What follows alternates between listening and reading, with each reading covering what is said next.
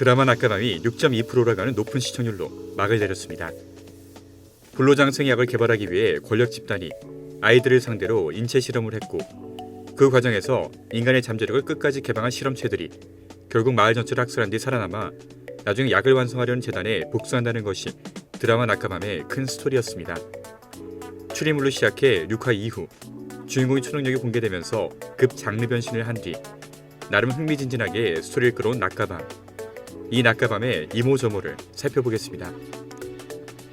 극중 도정은은 인간의 잠재력을 끝까지 개봉한 초인이었고, 6화 말에 이 반전이 밝혀졌을 때 제법 큰 충격을 안겨주었습니다.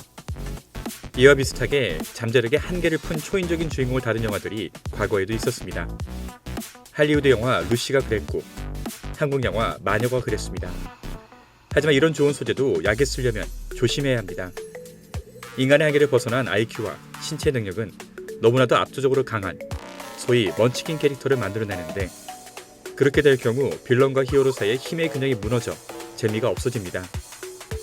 영화 루시의 경우 말도 안 되는 능력을 갖고 있는 루시가 암만 코리안 갱스터들에게 쫓겨봐야 주인공이 너무 강하기 때문에 초반부에만 긴장감이 있고 중반부부터는 긴장감이 전혀 없었습니다.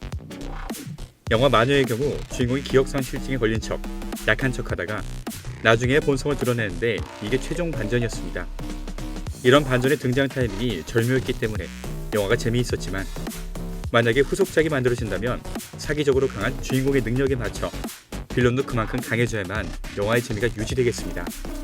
여기서 문제는 드라마의 경우 영화와 달리 총 러닝타임이 엄청 길다는 것입니다. 총 16화로 구성된 드라마에서 겨우 6화에 최종 반전급인 초능력이 공개되고, 남은 10화의 분량은 오히려 잔잔하게 흘러간 느낌이 있었습니다. 이렇게 루즈한 느낌이 드는 것을 방지하기 위해 차라리 해당 반전이 조금 늦게 등장했다면 어땠을까 생각해봅니다. 드라마든 영화든 초인적인 먼치킨 히어로가 등장하고 나면 이에 맞춰 급이 맞는 빌런이 등장해야만 합니다. 현존 IQ 테스트는 일정 수치가 넘어가면 더 이상 IQ를 측정할 수가 없는데, 드라마 낮과 밤에 나오는 조정우는 태어나는 순간부터 스스로의 존재를 인식했고, 어머니를 똑바로 쳐다보는 것은 물론 성인이 된 뒤에도 이 기억을 모두 갖고 있을 정도로 엄청난 기억력을 소유하고 있습니다. 또한 어린 나이에 인류 역사 전체를 통틀어 아무도 풀지 못한 불로불사의 과제를 풀었습니다. 만약에 개가 아무리 똑똑하다고 해도 절대 인간의 세상을 이해할 수 없듯이, 이 정도의 지능을 갖게 되면 사실상 인간은 더 이상 그를 이해할 수 없을 정도로 높은 존재가 되어버립니다.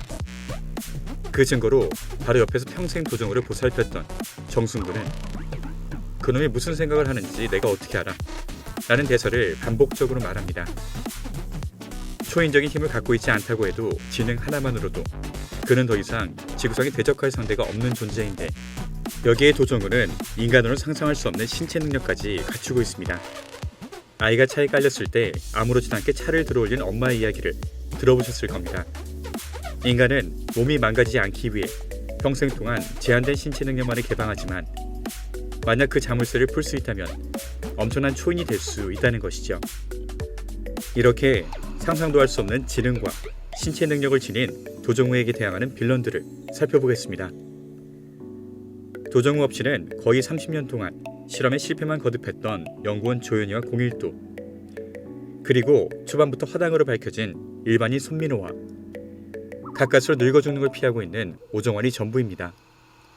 모든 히어로물의 성공은 빌런이 결정짓는다고 해도 과언이 아닙니다. 좋은 예로 마블 인피니티 워와 엔드게임도 타노스라고 하는 절대적인 포스를 가진 빌런이 존재했기에 역사에 길이 남는 프랜차이즈가 될 수 있었습니다.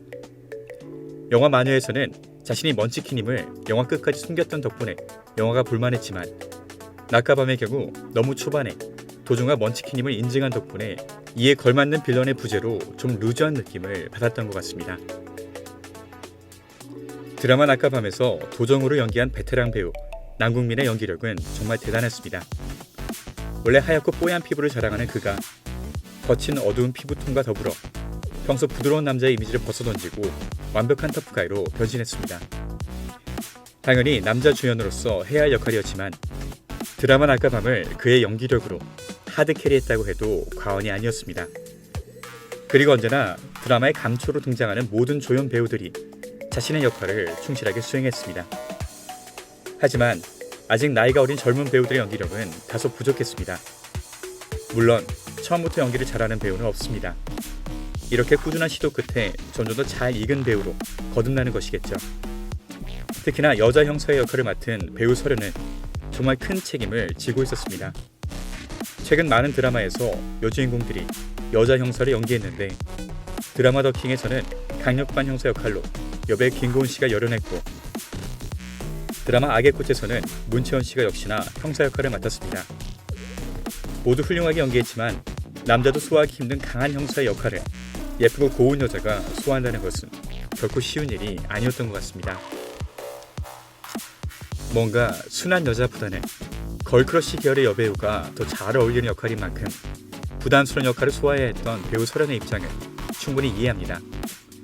그래도 약간 아쉬움이 남는 건 어쩔 수 없는 것 같습니다. 맛있게 잘 만들어진 찌개에 간이 살짝 모자란 느낌이랄까요? 이 작품을 통해 앞으로 더 나은 연기력을 보여줄 것을 기대해 보겠습니다. 드라마 낮과 밤은 그럼에도 불구하고 볼만한 드라마였습니다. 질리지 않는 독특한 소재를 활용해 매회 긴장감이 넘치는 순간으로 회차를 마쳤으며 맨 마지막까지 충분히 시청자들이 궁금해하는 요소를 남겨주었습니다. 인간의 잠재력을 끝까지 개봉한 초인적인 주인공을 보고 싶어하는 분이라면 충분히 추천할 수 있는 작품인 것 같네요. 전 다음 드라마를 통해 여러분들 찾아뵙겠습니다. 한발 빠른 랩슐이 궁금하시다면 지금 좋아요와 구독 그리고 새 영상 알림을 설정해주세요. 라이언스 게이트 라인이었습니다.